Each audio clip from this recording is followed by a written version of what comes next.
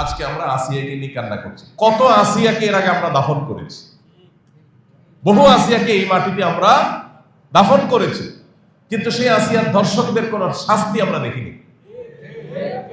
কোন আসিয়ার ধর্ষকদের দাফন আমরা করি নাই, আসিয়াদেরকে বহু দাফন আমরা করেছি। তো আসিয়ার ধর্ষকদের দাফন করার সুযোগ আমাদের হয় নাই, আসিয়াদেরকে দাফন আমরা করেছি। কয়দিন কাঁদবো, আবার আরেক আসিয়ার তৈরি হবে, আবার তাকে দাফন করব, আরেক আসিয়ার তৈরি হবে। সমাধান হবে না। সমাধান হতে হলে আল্লাহর শরিয়ার পথেই আপনাকে আসতে হবে। সেটা আজ হোক আর দুদিন পরে হোক, আজ হোক আর দুদিন পরে হোক, বিকল্প কোনো পথ খোলা নাই। যতদিন পর্যন্ত এই ধর্ষকদের জন্য কোরআন বর্ণিত সর্বোচ্চ শাস্তি মৃত্যুদণ্ড যতদিন পর্যন্ত বাস্তবায়ন না হবে, যারা ফাসাদ ফিল আরদ করছে, ইন্নামা জাযাউল লাযিনা ইউহারিবুনাল্লাহ ওয়া রাসূলাহু আন ইউকাত্তালু আও ইউসাল্লাবু আও তুকাত্তা আইদিহিম ওয়া আরজুলুহুম মিন খিলাফ আও ইউনফাউ মিনাল আরদ। এই শাস্তি যতক্ষণ পর্যন্ত বাস্তবায়ন না হবে, চরম শাস্তি দেওয়া না হবে, এবং বিচারের যত ফাঁক ফোকর আছে এগুলো যতদিন বন্ধ করা না হবে, ততদিন পর্যন্ত আসলে এগুলো বন্ধ হবে না। আমরা কখনো কাঁদবো, কিছুদিন কান্নাকাটি করে আবার থেমে যাব, আরো কোনো আসিয়ার কান্নার আওয়াজ আমাদের কানে আসবে, তখন আমরা আবার হয়তো লড়ে চলে বসবো। এই দেশে শত সহস্র ঘটনা এরকম ঘটে, একের পর এক এই আসিয়াদেরকে আমরা দাফন করে চলে আসি, কিন্তু ধর্ষকদেরকে দাফন করার সৌভাগ্য বা সুযোগ আমাদের হয় নাই। কেন? ব্যভিচারের শাস্তি আল্লাহ তাআলা বলেছেন ওয়ালিয়াশহাদ আযাবাহুমা তাইফাতুম মিনাল মুমিনিন। ব্যভিচারের শাস্তি যে কার্যকর হবে, এটা যেন প্রত্যক্ষভাবে হয়, মানুষের উপস্থিতিতে যেন হয়। কেন বলেছে? কারণ মাকাসিদুশ শরিয়া বা শরিয়ার উদ্দেশ্যই হলো মানুষের জীবন, সম্পদ, ঈমান, মানুষের পরিবার, এই সব কিছুর হেফাজত এবং সংরক্ষণ। এই জন্য শরিয়াত এসেছে। এই জন্য যেই অপরাধের শাস্তি প্রত্যক্ষ হলে সমাজ সোজা হয়ে যাবে, অপরাধীরা সোজা হয়ে যাবে, সেটাকে প্রত্যক্ষ করতে বলেছে শরীয়ত। সেটার বাস্তবায়ন যদি হয়, তাহলে ইনশাআল্লাহ আসিয়াদের কান্না আর আমাদের শুনতে হবে না। মানব রচিত বিধিবিধান দিয়ে আজকে হয়তো একটা ফাঁক বন্ধ করবেন, কালকে আর 5টা ফাঁক তৈরি হবে। চিরতরে ফাঁক বন্ধ করা সম্ভব হয় না। ফাঁক ফোকর জন্য বন্ধ করতে হয়, যাতে করে অপরাধী কোনোভাবে পার না পায়, তাহলে আমাদেরকে অবশ্যই শরিয়া আইন বাস্তবায়ন করার দিকে যেতে হবে। কোনো মুসলমান যদি শরিয়ার আইন বাস্তবায়ন না চায়, সে মুসলমানই না। আপনি যদি বলেন যে আমি শরিয়া চাই না, শরিয়া দ্বারা শাসিত হোক আমার দেশ বা আমি নিজে এটা চাই না, তাহলে আপনি নিজেকে মুসলমান দাবি করার কোনো নৈতিক অধিকার নাই। শরিয়া এটা শুধুমাত্র চুমু খাওয়ার জন্য আসে নাই। আপনি পারছেন না শরিয়া দ্বারা শাসিত হতে, অপরাধ বোধ আপনার মধ্যে আছে যে আমি পারতেছি না বা আমরা পারতেছি না, এটা একটা লেভেল পর্যন্ত চলে।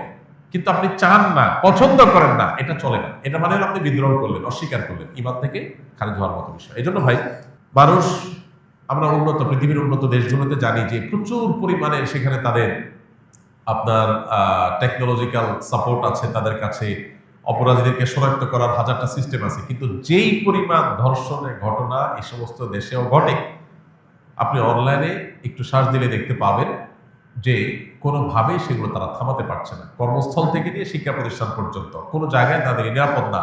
নারীর নিরাপত্তা নিশ্চিত করবার জন্য শুধুমাত্র ইসলামী শরিয়ার বাস্তবায়নই না, ইসলামী বিধিবিধান এবং ইসলামী যে লাইফস্টাইল সেটা ফলো করা জরুরি। আপনি পর্ন সাইটগুলো সব ওপেন রাখবেন, এই পর্ন সাইটগুলো সব ওপেন রেখে সমস্ত আজে বাজে আর্টিকেল, সমস্ত উপায় খোলা রাখবেন যেগুলো দিয়ে মানুষের মধ্যে যৌন আকাঙ্ক্ষা পশুত্ব জেগে ওঠে। এরকম 1000টা রাস্তা খোলা রাখবেন। এই পশুত্ব জেগে ওঠার রাস্তাগুলো যখন খোলা রাখবেন স্বাধীনতার নাম দিয়া, তখন যার ভিতরে পশুত্ব জেগে উঠবে, সে হাতের নাগালের কাছে যাকে পাবে তার উপরে সে ঝাঁপিয়ে পড়বে, তার পশুত্বকে সে চরিতার্থ করতে চাইবে। এই ধর্ষকের পশুত্বকে জাগিয়ে তোলার জন্য, এটাকে জাগ্রত করবার জন্য যে সমস্ত উপায়গুলো কাজ করছে, সেগুলোতে আমাদের হাত দিতে হবে, সেগুলো থামাতে হবে। এত সব দুঃসংবাদের মধ্যে একটা আনন্দের সংবাদ যে সরকারিভাবে সব পর্ন সাইটগুলো বন্ধ করার ডিসিশন হয়েছে, আমরা শুনেছি পত্র-পত্রিকার মাধ্যমে। এটা একটা গুড নিউজ। এখন আপনি বিজ্ঞাপনী, বিলবোর্ড, বিনোদন, উপন্যাস, বিভিন্ন নামে অনবরত যৌন উন্মাদনা সৃষ্টি করবেন, যৌন আকাঙ্ক্ষা মানুষের মধ্যে জেগে উঠে, এটার জন্য 1000টা উপায় বের করবেন। এরপরে বলবেন সবাই নিজেকে নিয়ন্ত্রণ করা। এটা হাস্যকর।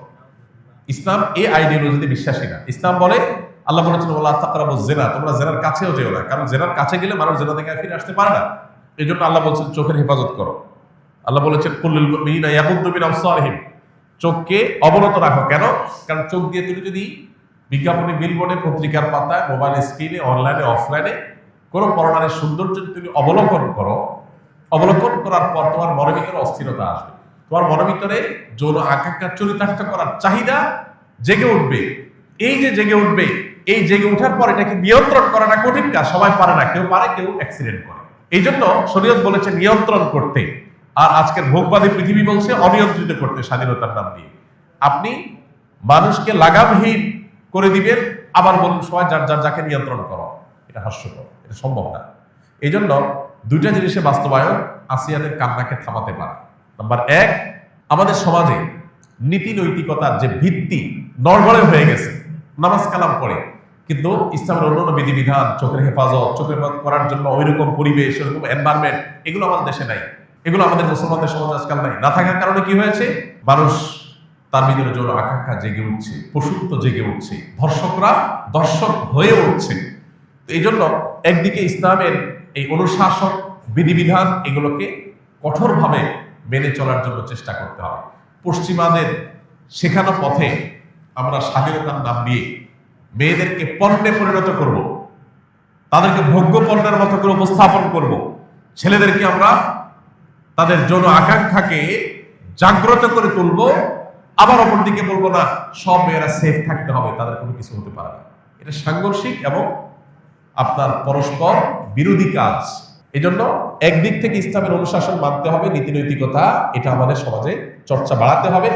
আর অপর দিকে এ ধরনের অপরাধকে সংগঠন করলে তার জন্য কোরআনের দেওয়া সর্বোচ্চ শাস্তি প্রকাশ্যে বাস্তবায়ন করতে হবে।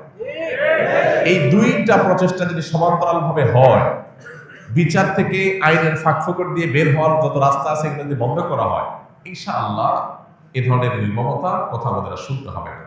আল্লাহ আমাদেরকে সে সুদিন দান করুন। আমরা যেন এই সমস্ত অনাচার, এই সমস্ত অবিচার, এগুলো থেকে আমাদের সমাজটাকে মুক্ত করতে পারি, সেই তৌফিক আল্লাহ তাআলা দান করুন।